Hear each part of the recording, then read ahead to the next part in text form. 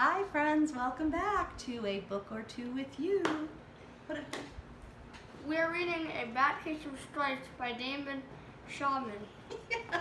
Yes, A Bad Case of Stripes by David Shannon. Yep, there it is.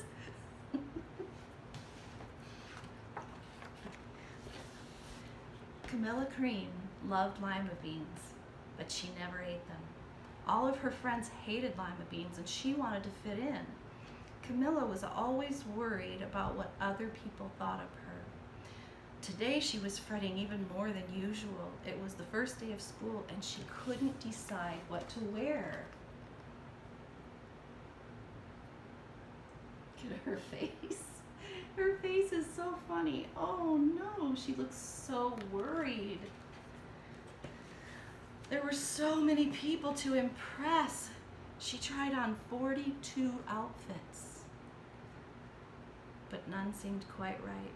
She put on a pretty red dress and looked in the mirror. Then she screamed. Her mother ran into the room and she screamed too. "Oh my heavens," she cried, "you're completely covered in stripes."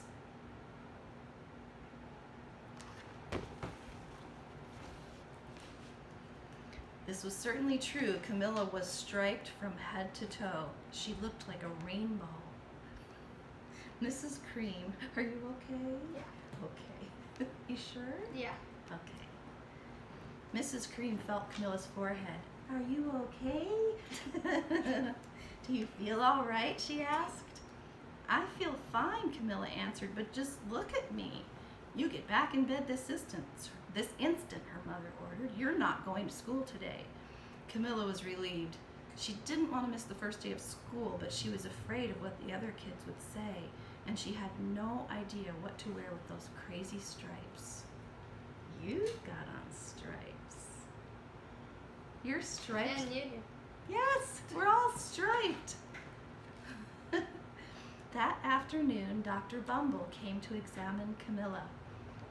"Most extraordinary," he exclaimed. "Look, even her tongue is striped."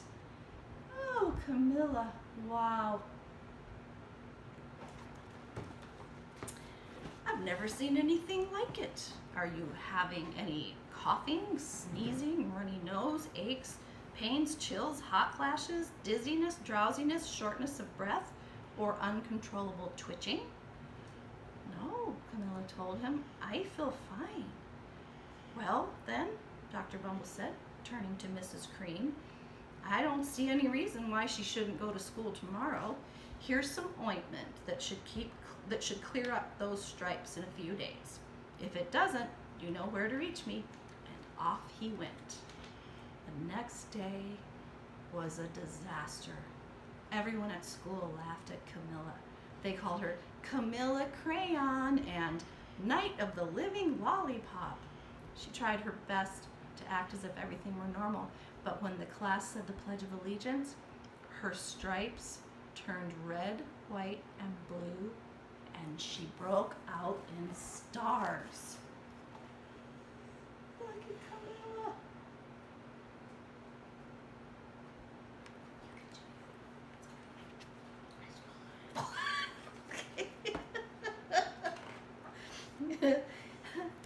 The other kids thought this was great. One yelled out, "Let's say some purple polka dots." Sure enough, Camilla turned all purple polka dotty. Someone else shouted, "Checkerboard!" and a pattern of squares covered her skin. Soon everyone was calling out different shapes and colors, and poor Camilla was changing faster than you can change channels on a TV. Poor Camilla, my goodness.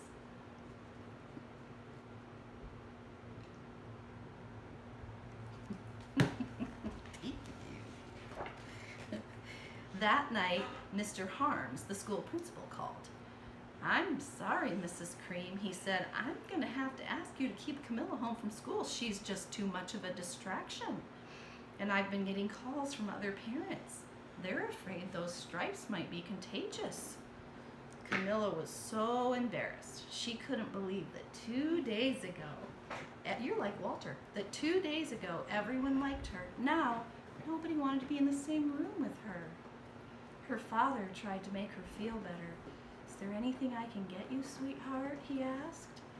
No, thank you, sighed Camilla. What she really wanted was a nice plate of lima beans, but she'd been laughed at enough for one day.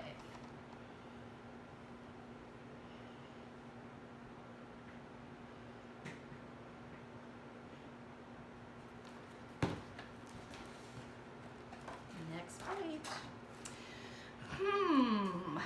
Well, yes, I see, Dr. Bumble mumbled when Mr. Cream phoned the next day.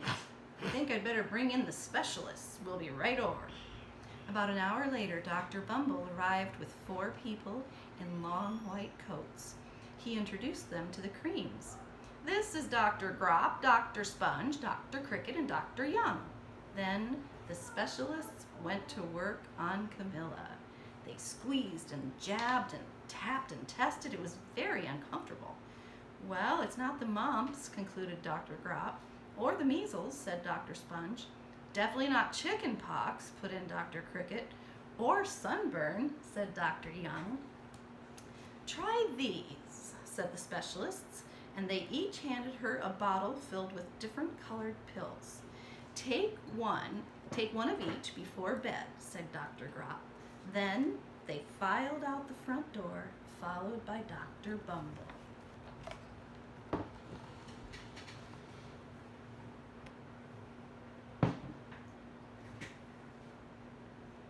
Peekaboo.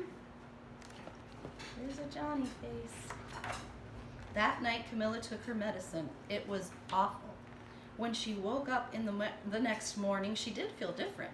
But when she got dressed, her clothes didn't fit right. She looked in the mirror, and there, staring back at her, was a giant, multicolored pill with her face on it.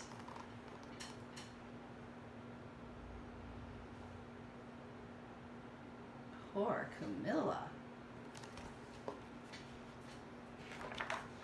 Dr. Bumble rushed over as soon as Mrs. Cream called, but this time, instead of the specialists, he brought the experts. Dr. Gourd and Mr. Mellon. Hey, I know somebody with the last name Mellon. Dr. Gourd and Mr. Mellon were the finest scientific minds in the land. Once again, Camilla was poked and prodded, looked at and listened to. The experts wrote down lots of numbers, then they huddled together and whispered. Mr. Gourd finally spoke. It might be a virus, he said with authority. Suddenly, fuzzy little virus balls appeared all over Camilla. Or possibly some form of bacteria, said Mr. Mellon. Out popped squiggly little bacteria tails. Or it could be a fungus, added Dr. Gourd. Instantly, Camilla was covered with different colored fungus blotches. The experts looked at Camilla, then at each other. We need to go over these numbers again back at the lab, Dr. Gourd explained. We'll call you when we know something. But the experts didn't have a clue, much less a cure. There they are. Oh my goodness. There's the experts. There's the hungry boy who eats books. By now, the TV news had found out about Camilla. Reporters from every channel were outside her house telling the story of the bizarre case of the incredible changing kid. Soon, a huge crowd was camped out on the front lawn.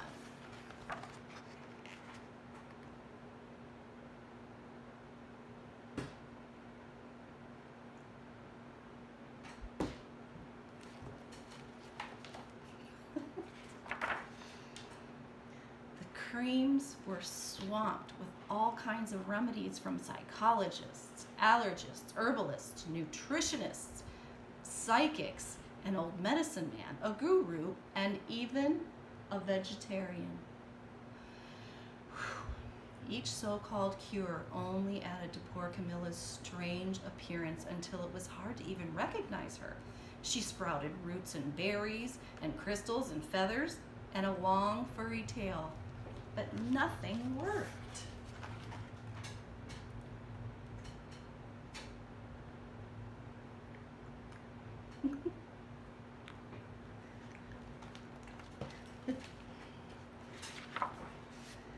One day, a woman who called herself an environmental therapist claimed she could cure Camilla. "Close your eyes," she said. "Breathe deeply and become one with the room." Hi, Walter. Whew. I wish you hadn't said that, Camilla groaned. Slowly, she started to melt into the walls of her room. Her bed became her mouth, her nose was a dresser, and 2 paintings were her eyes. The therapist screamed and ran from the house. "What are we going to do?" cried Mrs. Cream. "It just keeps getting worse and worse." She began to sob.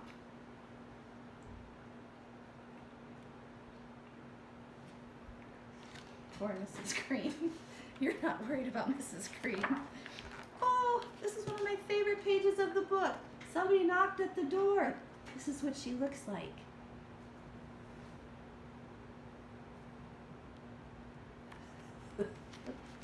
At that moment, Mr. Cream heard a quiet little knock at the front door. He opened it, and there stood an old woman who was just as plump and sweet as a strawberry. "Excuse me," she said brightly, "but I think I can help." She went into Camilla's room and looked around. "My goodness," she said with a shake of her head. "What we have here is a bad case of stripes, one of the worst I've ever seen." She pulled a container of small green beans from her bag. "Here," she said, "these might do the trick." "Are those magic beans?" asked Mrs. Cream. "Oh my, no," replied the kind old woman. "There's no such thing. These are just plain old lima beans. I bet you'd like some, wouldn't you?" she asked Camilla. Camilla wanted a big, heaping plateful of lima beans more than just about anything, but she was still afraid to admit it. "Yuck," she said. "No one likes lima beans, especially me." "Oh dear," said the old woman sadly. "I guess I was wrong about you." She put the beans back in her bag and started toward the door. Camilla watched the old woman walk away. Those beans would taste so good, and being laughed at for eating them was nothing compared to what she'd been going through. She finally couldn't stand it. "Wait," she cried. "The truth is, I really love lima beans." "I thought so," the old woman said with a smile. She took a handful of beans and popped them into Camilla's mouth. "Mmm," said Camilla. Here's the lady popping the beans into Camilla's mouth.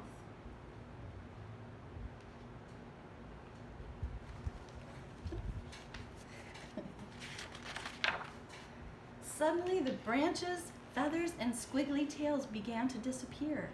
The whole room swirled around. When it stopped, there stood Camilla, and everything was back to normal. "I'm cured!" she shouted. "Yes," said the old woman. "I knew the real you was in there somewhere." She patted Camilla on the head. Then she went outside, and she vanished into the crowd.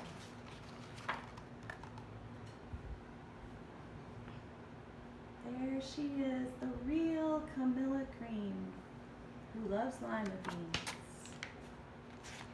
Last page. Afterward, Camilla wasn't quite the same. Some of the kids at school said she was weird, but she didn't care a bit. She ate all the lima beans she wanted, and she never had even a touch of stripes again.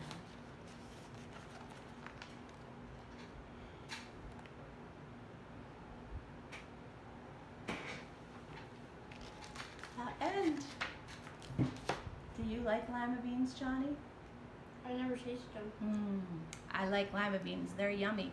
If you'd like to let us know if you like lima beans, you can give us a comment. Thanks so much for joining us again for A Bad Case of Stripes. If you would like to have your own copy of this book to look through and read and share with others, then you can, go to a library, go to a thrift store, or get one for yourself from a bookstore. Thanks everybody for joining us. See you later.